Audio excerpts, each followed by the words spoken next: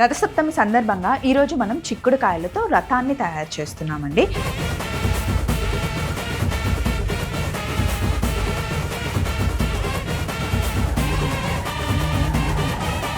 So next ఇలా పెట్టిన తర్వాత ఇలా ట్రయాంగిల్ లాగా పెట్టుకోవాలన్నమాట.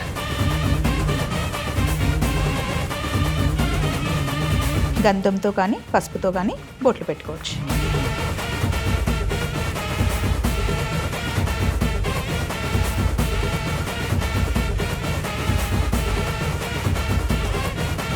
దేవుడి దగ్గర కూడా రథం ముక్కు పెడతారనమాట.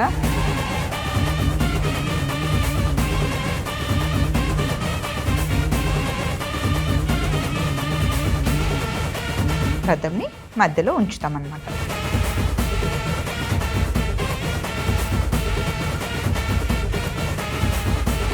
సో రథంని అరటాకు పైన లేదా అన్ని చిక్కుడాకులు పెట్టి దానిపైన రథంని పెడతారు.